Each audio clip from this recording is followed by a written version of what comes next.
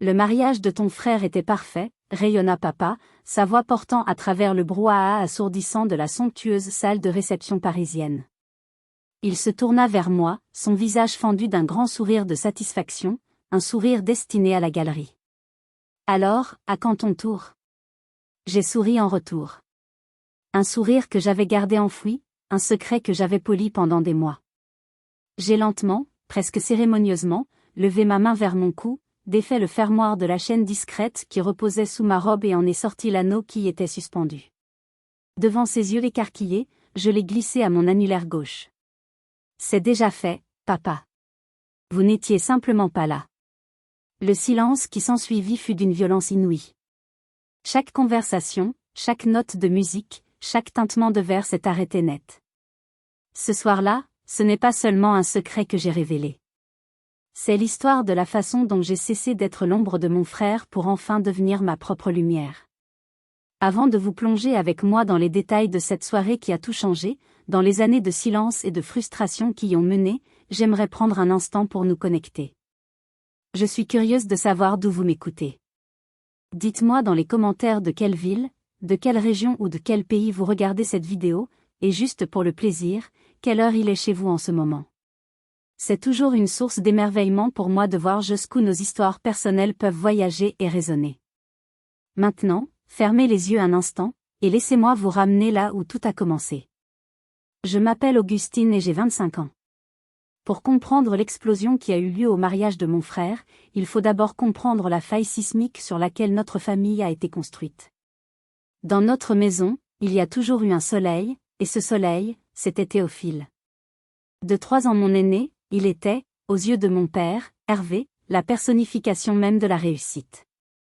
Avocat d'affaires à Paris, aussi brillant que charismatique, fiancé à une femme dont le pédigré familial était aussi impeccable que le sien, Théophile était la vitrine de notre famille, la preuve vivante que les gènes et les valeurs que mon père chérissait tant avaient porté leurs fruits.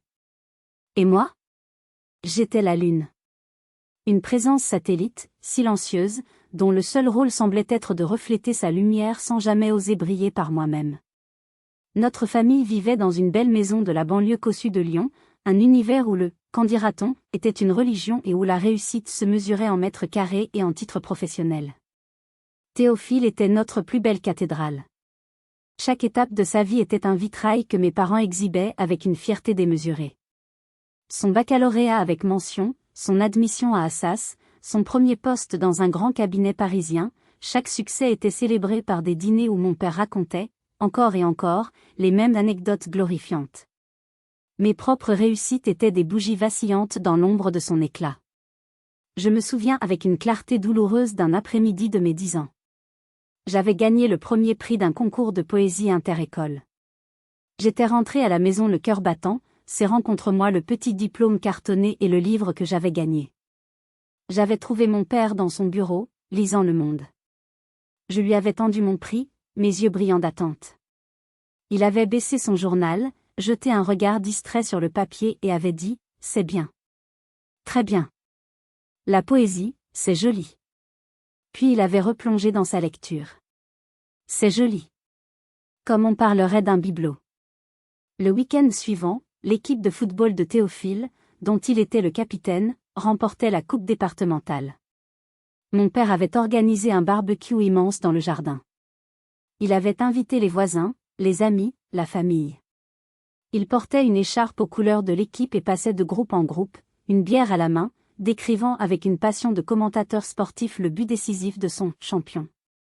J'étais assise sur les marches de la terrasse, une limonade à la main, observant la scène. Ce n'était même pas de la jalousie que je ressentais. C'était un sentiment plus profond, plus désolant, celui de l'invisibilité. J'aimais mon frère, je ne lui en voulais pas. Mais je détestais cette hiérarchie tacite qui faisait de ses victoires des événements et des miennes, des anecdotes. En grandissant, le fossé s'est creusé. Ses études de droit étaient un investissement pour l'avenir. Mes études de lettres étaient une lubie intellectuelle. Son premier salaire exorbitant était une récompense méritée. Mon premier salaire de libraire était de l'argent de poche. Mon père parlait sans cesse de la responsabilité de Théophile, celle de porter le nom de la famille, de construire un patrimoine. Ma responsabilité, semblait-il, était de rester discrète, de ne pas faire de vagues, idéalement, de trouver un « bon parti » qui pourrait s'occuper de moi. C'était une forme de dénigrement subtil, jamais frontal, mais constant. Une violence psychologique administrée à petite dose quotidienne. Ma mère, Pascale, était la gardienne de cette paix fragile. Elle aimait son mari d'un amour teinté de crainte et admirait son fils. Pour éviter les conflits, elle était devenue l'écho des opinions de mon père. Quand je me plaignais, elle me disait avec une douceur qui me désarmait, « Ton père est d'une autre génération, ma chérie. Il s'exprime maladroitement, mais il veut le meilleur pour vous deux. » Mais, le meilleur, avait une définition bien différente pour son fils et pour sa fille. J'étais donc la lune, condamnée à tourner autour du soleil. J'étais aimée, d'une certaine manière, mais d'un amour conditionnel, d'un amour qui ne me voyait pas vraiment. On s'assurait que je ne manquais de rien matériellement, mais on laissait mon âme mourir de faim. J'étais définie par la négative, je n'étais pas Théophile. Je n'étais pas l'héritier. Je n'étais pas l'avenir. J'étais juste Augustine, la petite sœur. Une figurante dans la grande production de la vie de mon frère. J'ai passé 25 ans à essayer de mériter une place au premier rang dans le cœur de mon père. Mais j'allais bientôt découvrir de la manière la plus brutale qui soit que, dans cette course familiale, je n'avais même pas été autorisée à prendre le départ.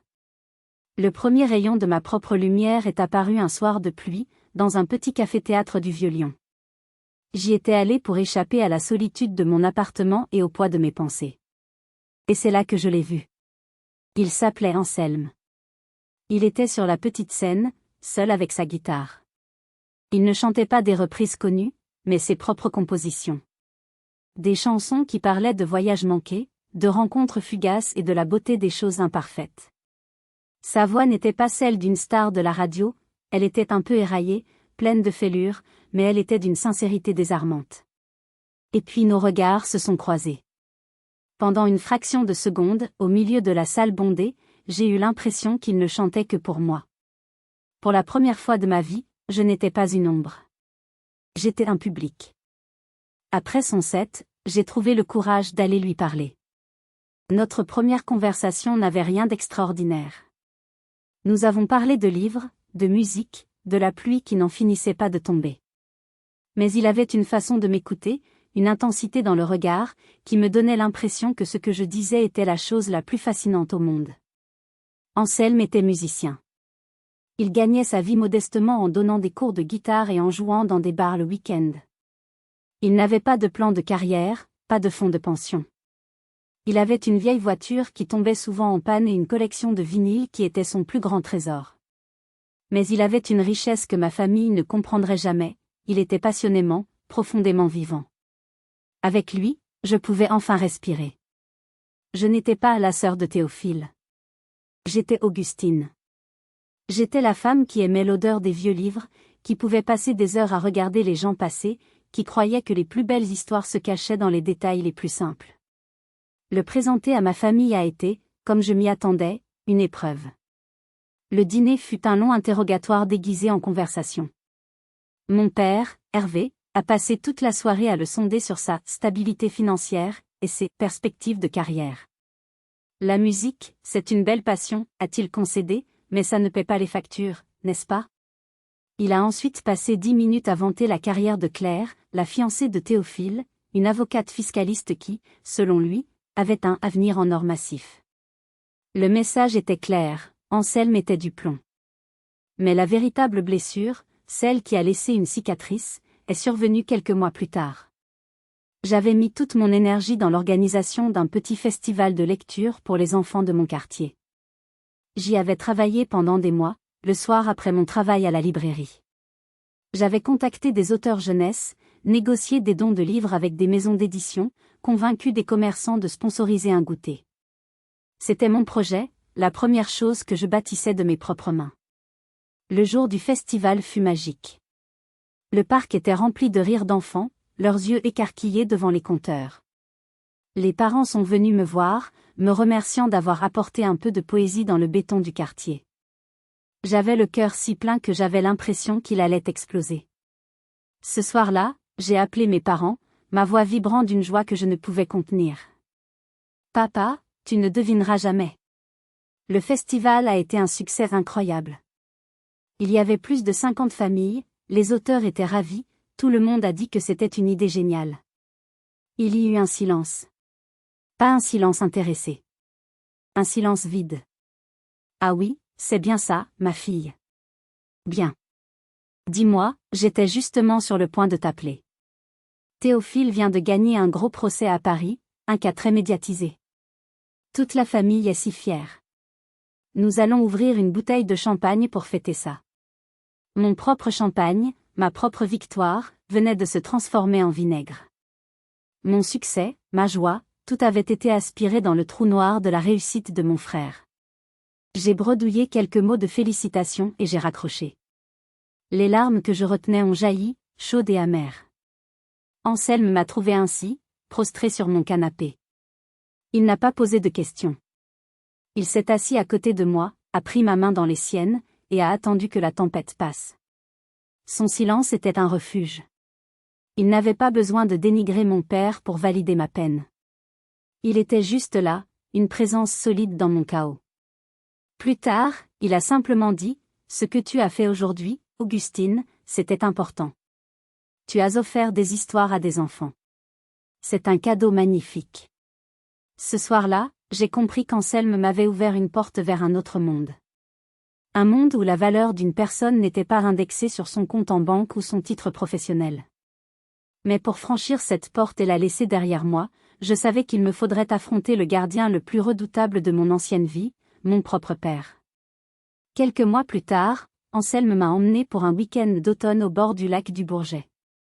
Il avait emballé un pique-nique simple, du pain, du fromage, une bouteille de vin.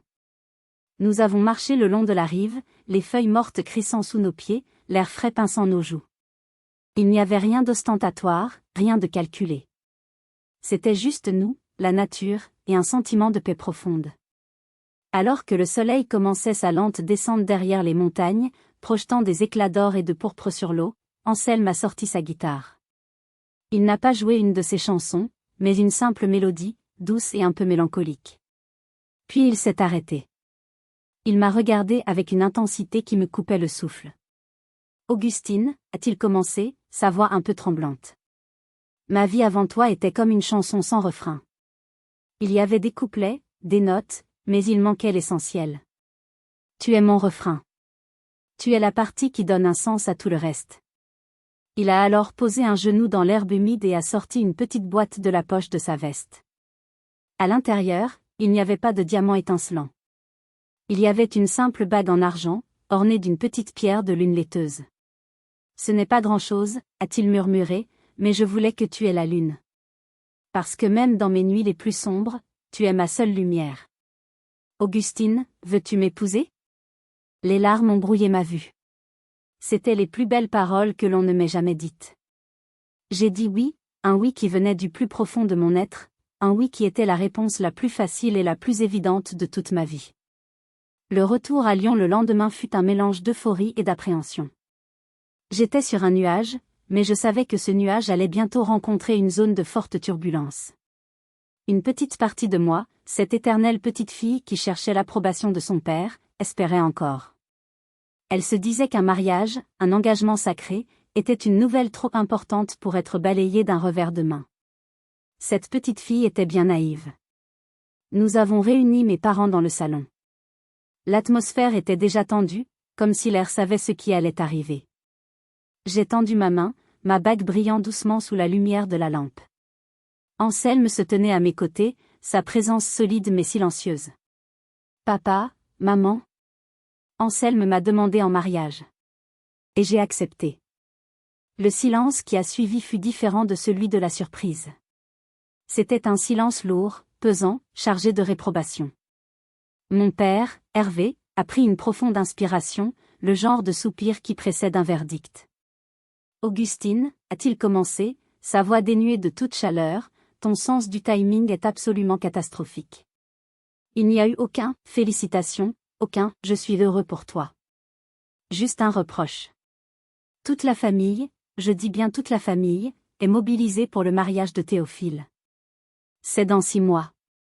C'est un événement d'une importance capitale, pour nos relations, pour notre statut. Tu ne peux pas venir nous distraire avec ça. Ça. Mon amour, mon avenir, mon engagement, réduit à un pronom démonstratif méprisant. Ma mère, sentant la tension monter, est intervenue avec sa diplomatie habituelle.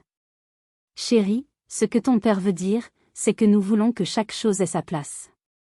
Le mariage de ton frère est une très grosse organisation. Nous ne voulons pas que ton annonce soit perdue au milieu de tout ça. Mais la phrase qui a véritablement scellé mon destin, celle qui a éteint la dernière lueur d'espoir, est venue de mon père. Il a jeté un regard furtif à Anselme, un regard qui balayait ses vêtements simples et sa posture tranquille, puis il m'a regardé avec un petit sourire en coin. Et puis, soyons honnêtes. Avec les moyens de ton fiancé, votre mariage ne sera probablement pas une grosse affaire à préparer, n'est-ce pas? On peut s'en occuper entre 2 essayages de costumes pour Théophile. Le monde s'est arrêté. L'insulte n'était pas seulement pour Anselme. C'était pour moi. C'était une façon de dire que notre union était de seconde zone, un petit événement sans importance qu'on pourrait caser dans un agenda déjà bien rempli. Cette nuit-là, la tristesse a fait place à autre chose. Une froide et calme résolution. Assise dans le noir, je regardais ma bague. Elle n'était peut-être pas un diamant, mais elle était le symbole d'un amour authentique. Et j'ai compris que je ne pouvais plus attendre que ma famille reconnaisse sa valeur. Il fallait que je la protège. Le doute qui m'avait rongé s'est dissipé. Il n'était plus question de savoir si mon amour était assez fort. La question était maintenant de savoir si j'étais assez forte pour le défendre. Et l'humiliation qui allait suivre allait me donner la réponse. Le point de non-retour fut atteint non pas par une dispute explosive, mais par un acte d'une froideur calculée qui a révélé la véritable nature des priorités de mon père. La scène s'est déroulée lors d'un grand dîner de famille, environ 4 mois avant la date fatidique du mariage de Théophile. L'ambiance était à la fête, le champagne millésimé coulait à flots. Au milieu du repas, mon père s'est levé, a fait teinter son verre de cristal avec une cuillère en argent, réclamant l'attention de tous. « Mes chers amis, ma chère famille », a-t-il commencé, sa voix emplie d'une fausse modestie. Comme vous le savez, notre fils aîné, notre fierté, Théophile, va bientôt prendre épouse. Un homme de sa stature, qui porte sur ses épaules l'avenir de notre nom, se doit de commencer sa vie maritale sur des bases solides.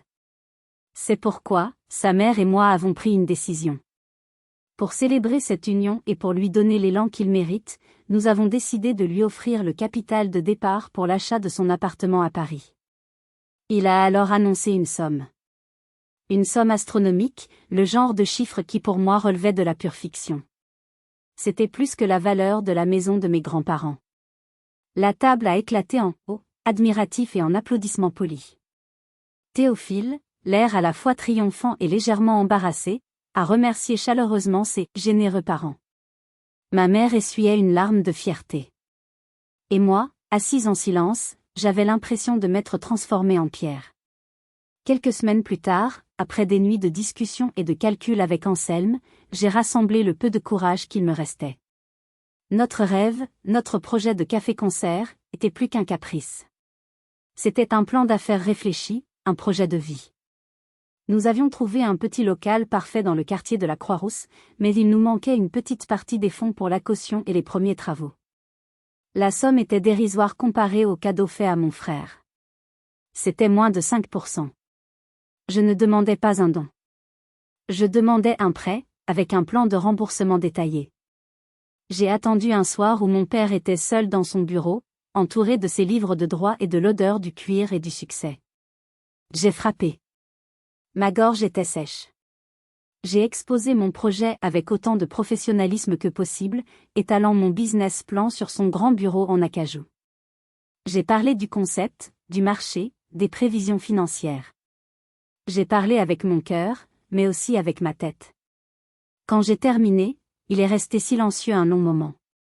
Il a enlevé ses lunettes de lecture, les a posées délicatement, et s'est massé les tempes. Puis il a levé les yeux vers moi. Et il a ri. Ce n'était pas un rire franc. C'était un petit rire étouffé, plein de pitié. « Augustine, ma pauvre Augustine », a-t-il dit en secouant la tête. Tu es si naïve. Un café-concert? Avec un musicien? Ce n'est pas un business plan que tu me montres, c'est un conte de fées. C'est un aller simple pour la faillite. Il s'est levé, a contourné son bureau et a posé une main lourde sur mon épaule. Écoute-moi bien. Le monde des affaires, le vrai, est impitoyable. Ce n'est pas pour les rêveurs comme toi. Laisse tomber ces bêtises. Trouve-toi un travail administratif stable dans une bonne boîte. C'est ça, la réalité. Je ne financerai pas tes fantaisies. Je suis resté là, incapable de bouger, mon dossier parfaitement relié semblant soudainement ridicule sur son bureau immense. Ces mots étaient des pierres. Naïve. Caprice. Fantasme. Il n'avait pas seulement rejeté mon projet. Il avait rejeté la personne que j'étais. C'est à ce moment précis, sous le poids de sa main et de son mépris, que je me suis senti complètement écrasé. Si vous avez déjà senti que vos rêves les plus profonds étaient considérés comme stupides par ceux que vous aimez le plus, dites-moi en commentaire comment vous avez trouvé la force de continuer à y croire.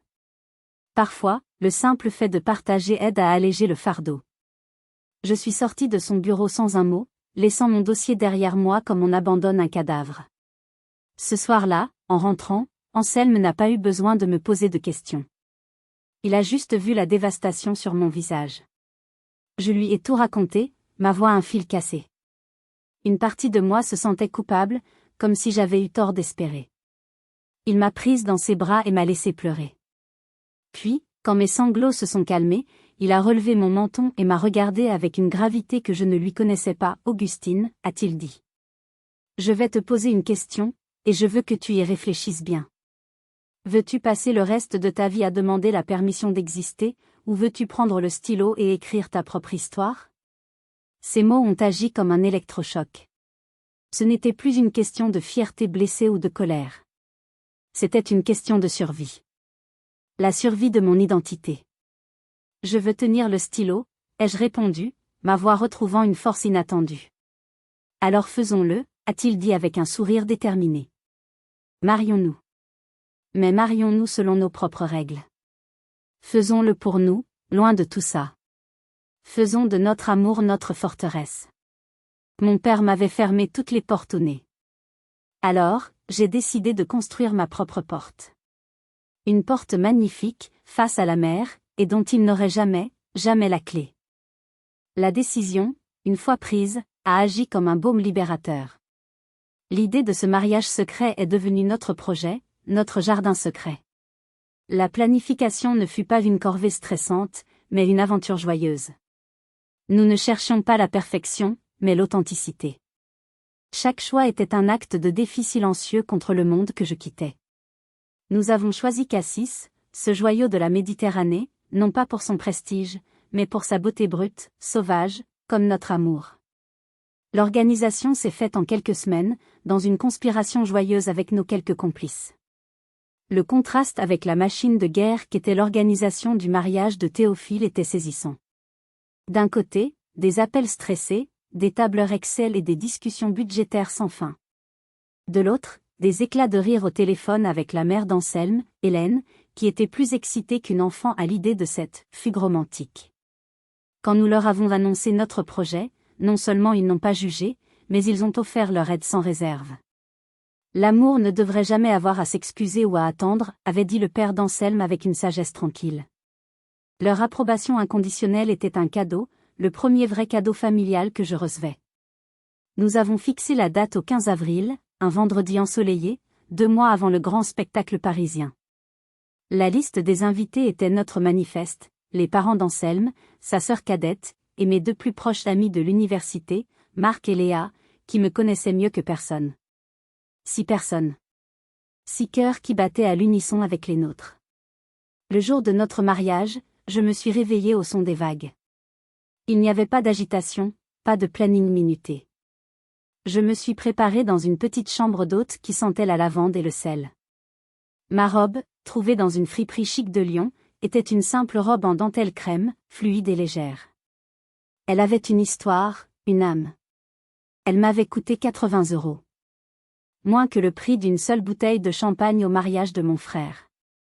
Léa m'a aidé à tresser quelques fleurs sauvages dans mes cheveux. Je me suis regardée dans le miroir, et, pour la première fois de ma vie, je me suis sentie belle. Pas jolie, pas présentable. Belle. La cérémonie a eu lieu au sommet de la Calanque d'Envaux, un endroit accessible uniquement après une petite randonnée. Cette marche pour atteindre le lieu de notre union était symbolique. Il fallait faire un effort pour atteindre la beauté, il fallait laisser derrière soi le superflu. Arrivé en haut, le panorama était à couper le souffle, les falaises blanches plongeant dans une mer d'un bleu irréel. Il n'y avait pas d'arches fleuries, pas de tapis rouge. Juste le ciel, la mer, et le vent qui portait l'odeur du pin et de l'iode. Le père d'Anselme, qui avait apporté un vieux livre de poésie, a lu quelques vers sur l'amour et le voyage. Puis ce fut notre tour. Nous avions écrit nos propres vœux sur des petits morceaux de papier. Anselme, sa voix habituellement si assurée tremblant légèrement, a promis d'être ma boussole et mon ancre, de toujours m'encourager à suivre mes propres étoiles. Quand mon tour est venu, j'ai regardé l'horizon infini, puis j'ai regardé l'homme en face de moi. Mes mots sont sortis, clairs et forts. Je n'ai pas seulement promis de l'aimer. J'ai fait un serment à moi-même, devant l'immensité de la nature. J'ai promis de ne plus jamais me taire. De ne plus jamais me contenter d'être une ombre. De toujours honorer la lumière qu'il avait vue en moi. C'était plus qu'un mariage. C'était ma déclaration d'indépendance. Après avoir échangé nos alliances en argent martelé, que nous avions choisi ensemble chez un artisan local, nous ne sommes pas allés dans un restaurant étoilé. Nous sommes descendus au port, avons trouvé une petite terrasse ensoleillée, et avons commandé des assiettes de sardines grillées, des verres de vin blanc frais et avons partagé un grand plat de frites. Nous avons ri, raconté des histoires, refait le monde. Pour la première fois, je faisais partie d'une famille où l'amour n'était pas une performance, mais une évidence. Nous sommes rentrés à Lyon 2 jours plus tard, transformés. Nos alliances étaient désormais cachées sur des chaînes, suspendues sous nos vêtements. C'était notre secret, notre trésor. En échangeant nos vœux, nous n'étions pas seulement devenus mari et femme. Nous étions devenus des alliés, unis par un pacte silencieux. Mais nous étions loin d'imaginer que ce pacte d'amour était aussi une bombe à retardement, dont le tic-tac venait de commencer. Le retour à la réalité lyonnaise fut brutal. Je devais maintenant naviguer dans les eaux troubles de ma double vie. D'un côté, j'étais Augustine Chen, une femme mariée, secrètement heureuse.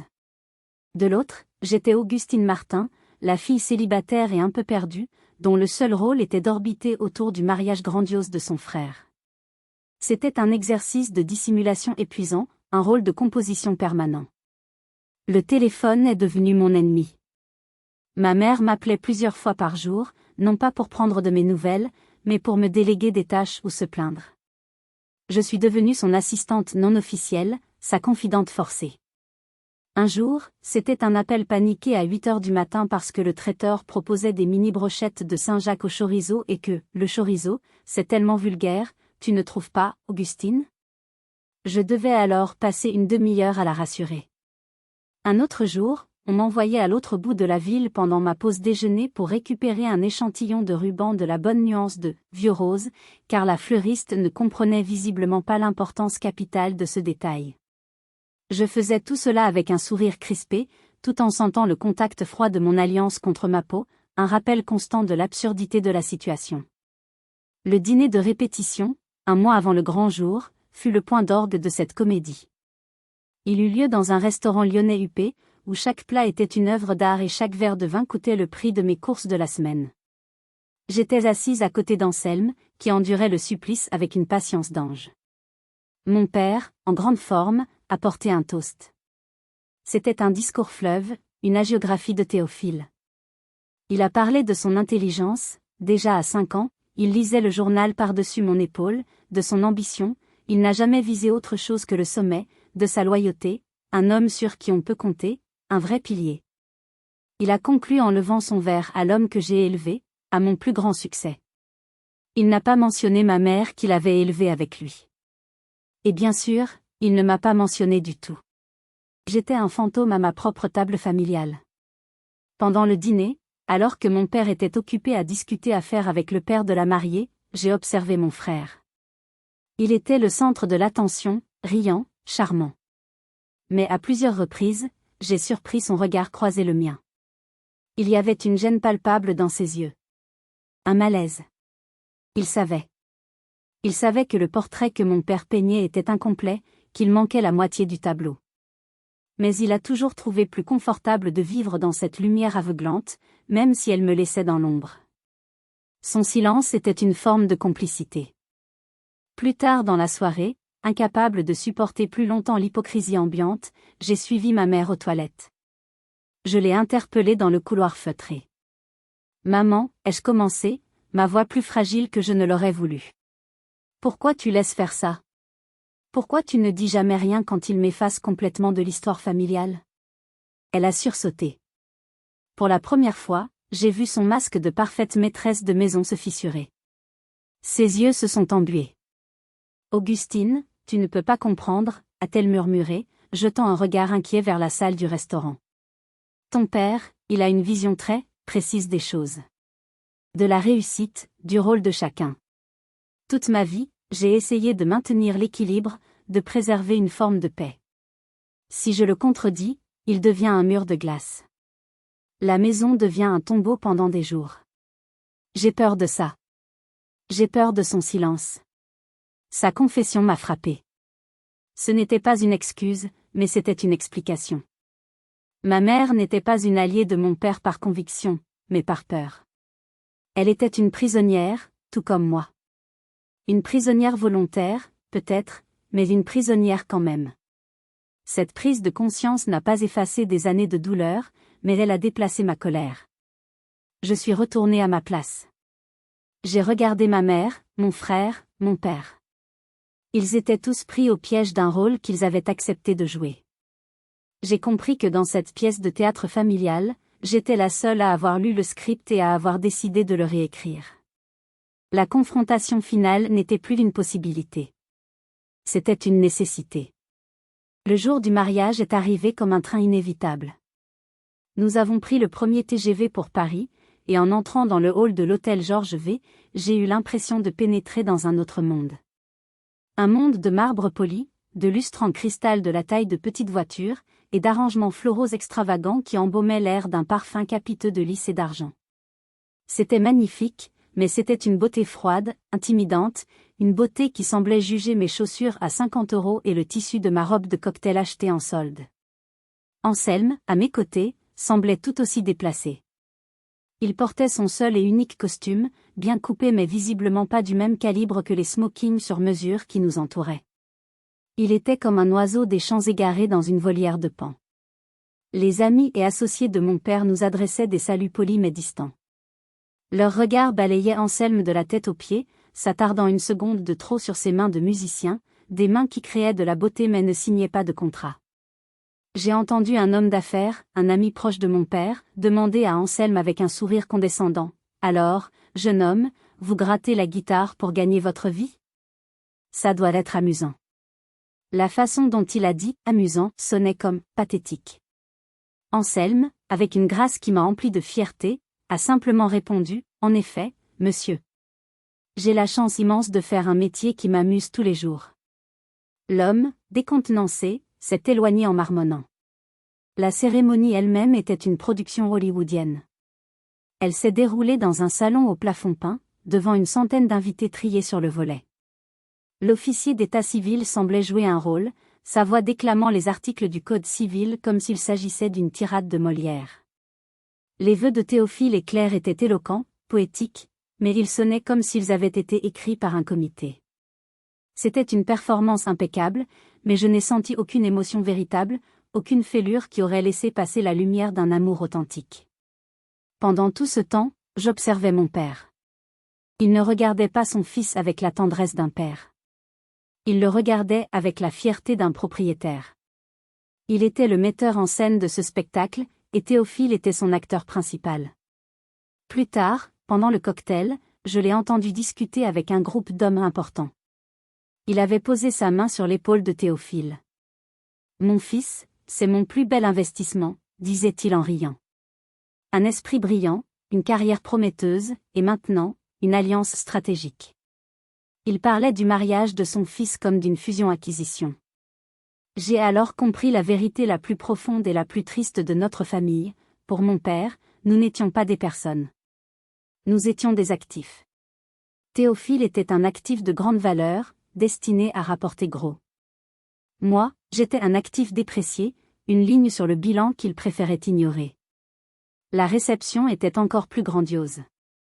La salle de bal était un tourbillon de robes de soirée, de bijoux étincelants et de conversations superficielles. J'ai dansé la valse obligatoire avec mon père. Il m'a tenu à distance, son corps rigide. Il n'a pas dit un mot, se contentant de sourire au photographe. Pendant ces 3 minutes, en tournant dans ses bras, je ne me suis jamais senti aussi seul de toute ma vie.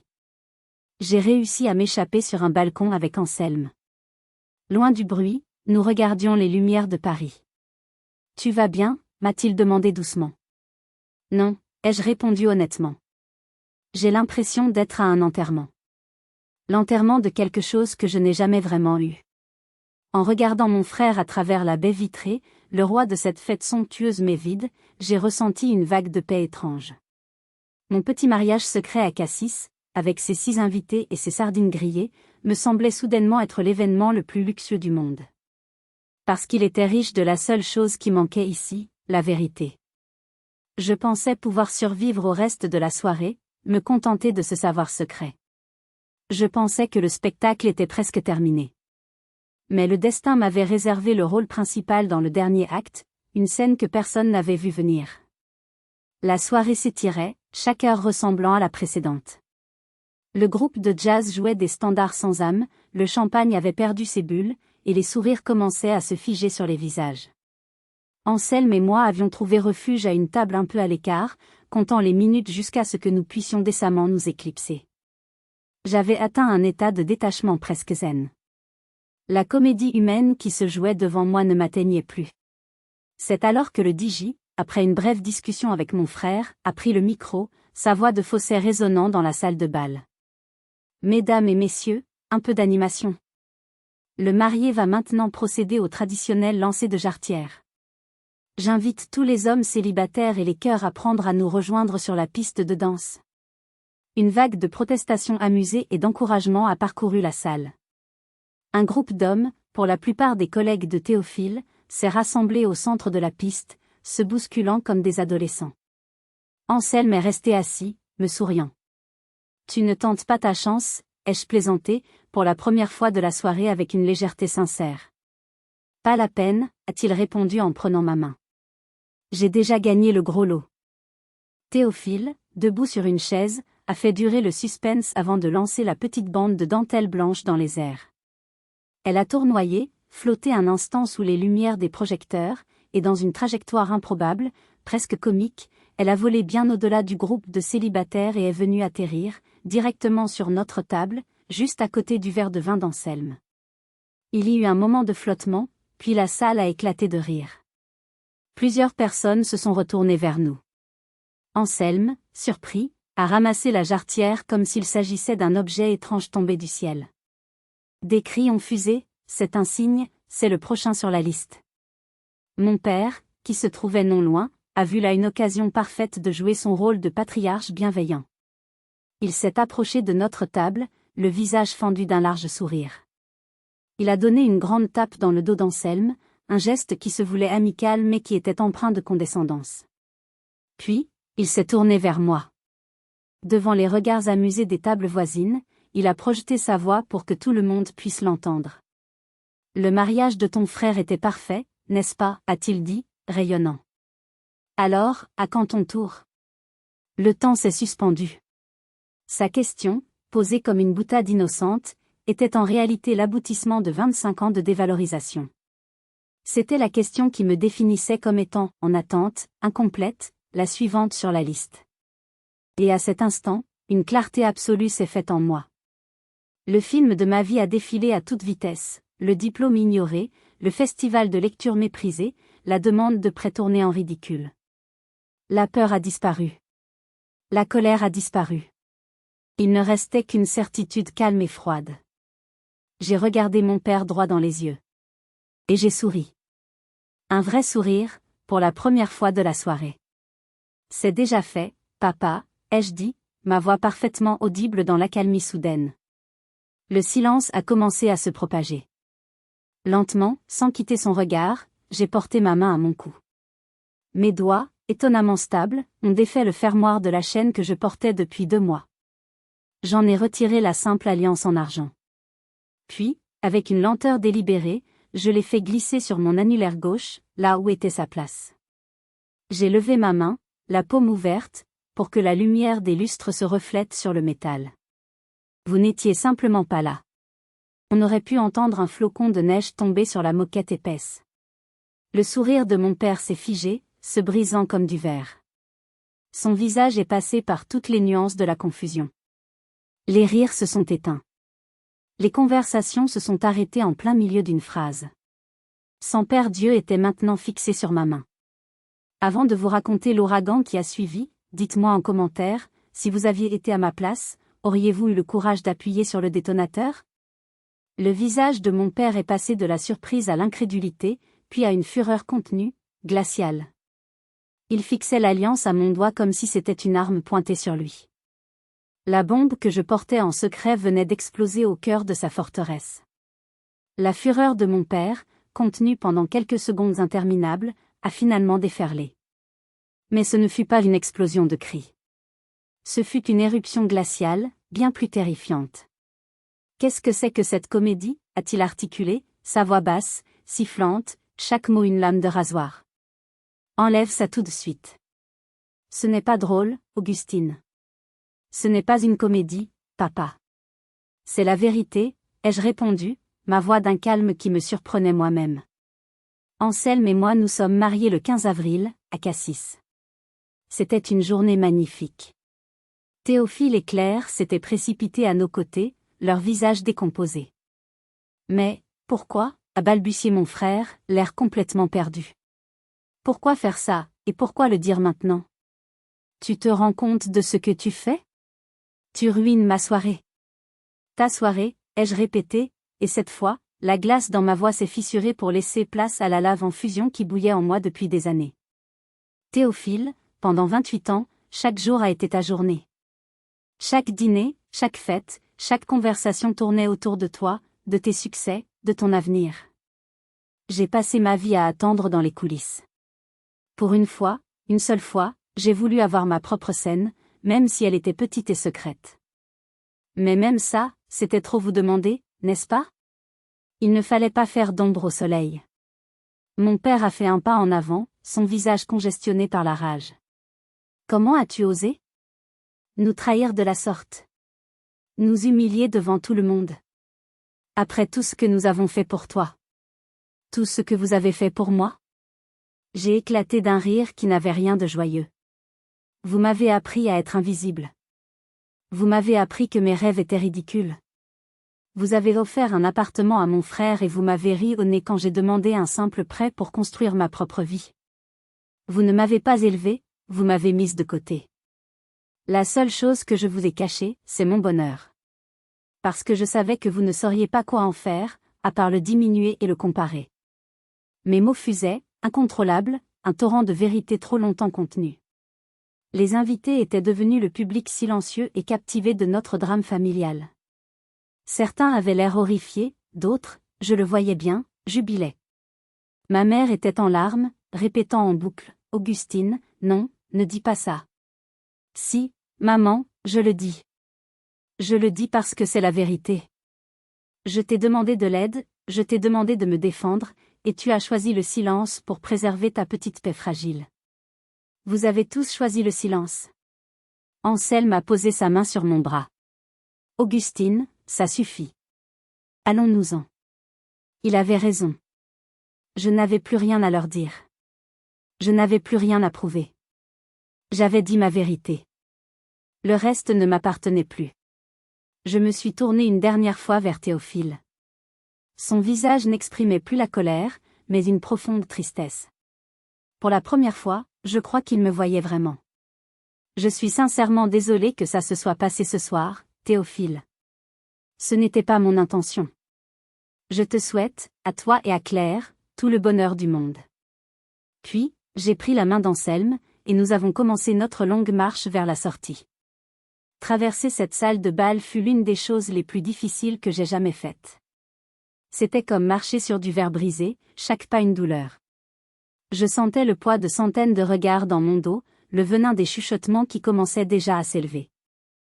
Quand nous avons enfin franchi les portes dorées et que l'air frais de la nuit parisienne a rempli mes poumons, j'ai eu l'impression de refaire surface après une longue noyade. Nous n'avons pas dit un mot jusqu'à ce que nous soyons dans un taxi. Et là, à l'abri des regards, dans l'anonymat de la ville endormie, je me suis effondrée. J'ai pleuré comme je n'avais jamais pleuré. Des larmes de rage, de soulagement, de chagrin. Je ne pleurais pas de regret. Je pleurais la perte d'une illusion. L'illusion que j'avais une famille qui m'aimait inconditionnellement. Ce soir-là, le lien qui m'unissait à eux s'est brisé de manière irrévocable. Mais en se brisant, il a aussi fait tomber les chaînes invisibles qui m'avaient emprisonnée depuis ma naissance. J'étais terrifiée par l'avenir, mais pour la première fois de ma vie, j'étais libre. L'année qui a suivi fut une année de reconstruction. La communication avec mes parents a été rompue. Mon père, incapable de me pardonner non pas mon mariage secret mais l'affront public, a décrété un silence radio total. Ma mère, prise entre sa loyauté envers son mari et une culpabilité tardive, m'appelait parfois en cachette. Ces appels étaient un supplice, un mélange confus d'excuses larmoyantes et de reproches voilés sur la façon dont j'avais tout gâché. J'ai fini par arrêter de répondre. Pour me protéger, pour guérir, j'avais besoin de distance, pas de ces tentatives maladroites de recoller les morceaux d'un vase qu'elle avait elle-même laissé tomber. La plus grande surprise, la plus inattendue des lueurs d'espoir, est venue de Théophile. Environ 3 mois après le mariage, il s'est présenté sans prévenir à la porte de notre petit appartement à Lyon. Il avait l'air différent. Les traits tirés, le regard moins arrogant. Il avait perdu un peu de son éclat solaire. Nous nous sommes assis dans notre cuisine, qui sentait le café et les vieux livres, un monde à des années-lumière des salons parisiens. Le silence fut long, puis il a parlé. Il m'a raconté que la nuit de son mariage, après notre départ, le chaos avait laissé place à une dispute violente entre lui et Claire. Elle lui avait dit des mots très durs. Pendant des années, je t'ai admiré, lui avait-elle avoué, mais ce soir, j'ai vu la vérité. Tu vis dans l'ombre de ton père, un père qui est un tyran émotionnel. Et tu l'as laissé faire de ta sœur une victime. Je ne veux pas de ça pour notre famille.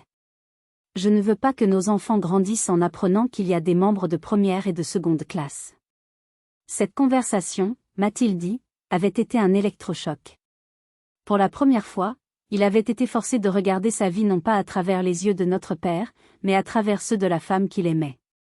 Il avait commencé à voir ce qu'il avait toujours refusé de voir, la dynamique toxique, l'injustice flagrante, sa propre complicité silencieuse. Je suis désolée, Augustine, m'a-t-il dit, sa voix se brisant. Je suis désolée de ne pas t'avoir vu. J'étais tellement occupée à être le fils parfait que j'ai oublié d'être un frère. Ce jour-là, nous n'avons pas tout réparé. Mais nous avons posé la première pierre. Nous avons commencé à construire une nouvelle relation, fragile mais sincère, basée non plus sur nos rôles familiaux, mais sur un respect mutuel. Quant à Anselme et moi, nous avons pris le stylo et nous avons écrit notre histoire. Avec nos maigres économies et un prêt généreux et confiant de ses parents, nous avons trouvé un petit local à la Croix-Rousse. Après des mois de travaux, de peinture, de chinage de meubles, nous avons ouvert la clé de sol. Notre café-concert. C'est notre havre de paix. Les murs sont couverts de livres, l'air est toujours rempli de l'odeur du café, et le soir, des mélodies des jeunes artistes qui viennent s'y produire. Ce n'est pas une entreprise qui fait des millions, mais elle nous fait vivre, et surtout, elle nous rend vivants. Certains pourraient dire que la meilleure vengeance est de vivre une vie heureuse. Je ne vois pas cela comme une vengeance. Révéler mon mariage n'était pas un acte de vengeance, mais un acte de survie. La vraie victoire n'a pas été de voir le choc sur le visage de mon père dans cette salle de bal. La vraie victoire, c'est chaque matin quand je me réveille à côté de l'homme que j'aime. C'est chaque soir quand nous baissons le rideau de notre café, fatigués mais heureux. C'est la fierté que je ressens en sachant que ce que nous avons construit, nous l'avons construit ensemble, sur nos propres termes. Le bonheur n'est pas une destination que l'on atteint, ni une récompense que l'on reçoit après avoir été sage. C'est une symphonie que l'on compose soi-même, jour après jour, note après note. Parfois la mélodie est triste, parfois elle est chaotique, mais c'est la nôtre. Et après toutes ces années passées à essayer de jouer une partition qui n'était pas la mienne, j'aime enfin, profondément, la musique que je crée. Mon histoire, avec ses blessures et ses victoires, est la mienne. Mais je sais que je ne suis pas seule. Avez-vous déjà dû vous battre pour faire entendre votre propre musique, pour défendre vos choix face à ceux qui pensaient savoir mieux que vous? Partagez votre histoire dans les commentaires ci-dessous. Vos mots pourraient être la note d'espoir dont quelqu'un d'autre a besoin aujourd'hui. N'oubliez pas de liker cette vidéo si mon histoire a résonné en vous, et de vous abonner pour ne pas manquer les prochaines. Merci de m'avoir accordé votre temps et votre cœur.